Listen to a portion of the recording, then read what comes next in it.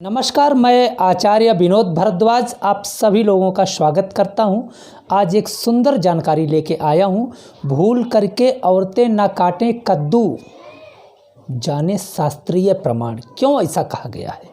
शास्त्र का प्रमाण लेके आया हूं, ज़रूर देखने का प्रयास करिए, क्योंकि बहुत बड़ा दोष लगता है यदि औरतें कद्दू काटती हैं तो उस परिवार में तमाम प्रकार की दिक्कतें आना प्रारंभ हो जाती हैं।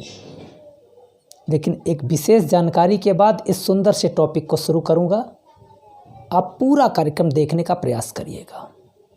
यदि आप किसी भी प्रकार का प्रश्न लेना चाहते हैं, जैसे कि मैं हर कार्यक्रम में आपको जानकारी देता हूं, यह जानकारी आपके लिए ही है।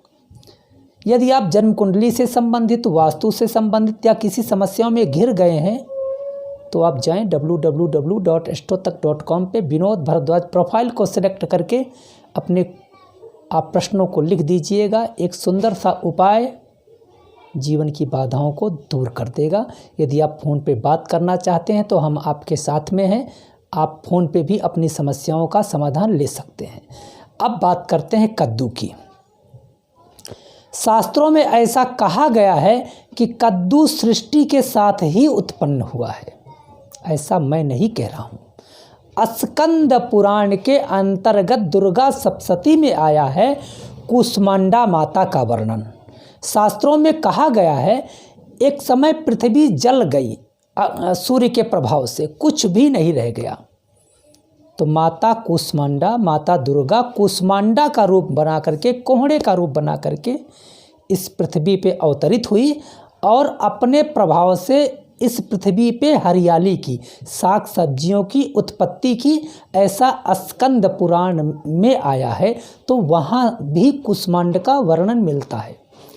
कुष्मांड का वर्णन रामचरितमानस में भी आया है। जब परशुराम और लक्ष्मण महाराज का संवाद होता है तो भगवान लक्ष्मण कहते हैं, यहाँ कुम्हड़ बतिया कौनाई, जो तर्जनी देख मर जाए।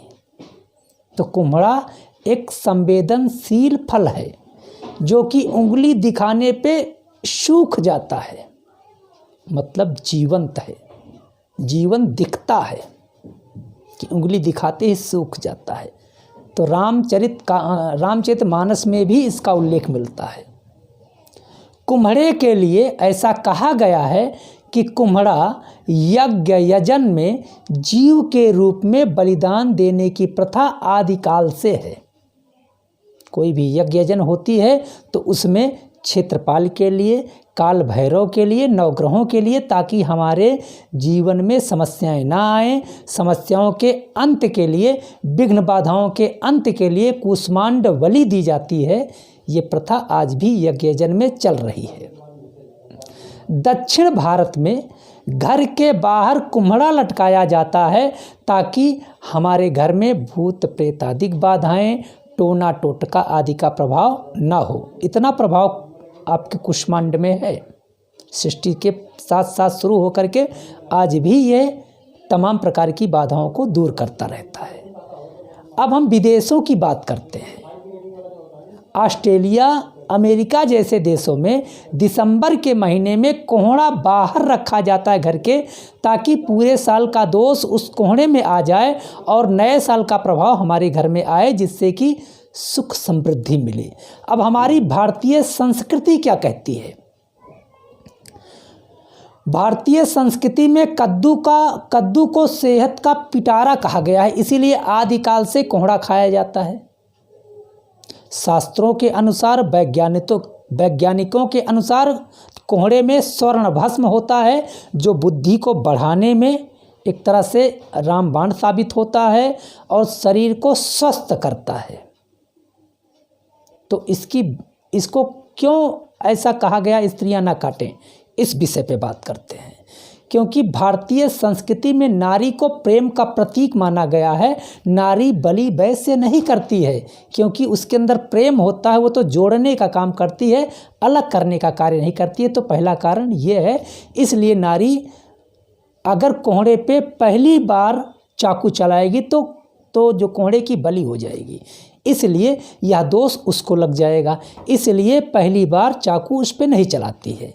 दूसरा, भारतीय संस्कृति में कोहड़े को पुत्र के रूप में माना गया है। अगर उस पे जो है पहली बार चाकू चलाते हैं तो मतलब बलि देने के समान माना जाता है कि उस कुष्मांड की एक तरह से बलि दे देते हैं। तो स्त्री अगर उसके ऊपर चाकू चलाती है तो उसके संतानों को दोष होता है, इसलिए वह कुम्हड़ा नहीं काटती है। तो कौन काटता है? घर में पुरुष वर्ग। पहली बार चाकू लगाने से ही कोहड़े की बलि हो जाती है, फिर उसके बाद वह सब्जी के रूप में परिवर्तित हो जाता है, फिर वह स्त्री भी काट सकती है जो उस कुम्हड़े को बनाने जा रही है। ये भारतीय संस्कृति का चमत्कार है। आप भी यदि स्त्री हैं तो कोहड़े को पहली चाकू मत लगाइएगा, नहीं तो आपके संतान को दोष होगा। यदि आपके घर में छोटा सा भी बच्चा है तो उससे भी एक कट मरवा दीजिए, उसके बाद आप कुम्हड़े की सब्जी बनाएं। यह कार्यक्रम अच्छा लगा है तो ज़रूर शेयर करें और इस कार्यक्रम को आप लोग शेयर करें, लाइक करें और कमेंट करके आप हमें जानकारी दें यह कार्यक्रम आपको कैसा लगा। आप लोगों का बहुत बहुत धन्यवाद। नमस्कार।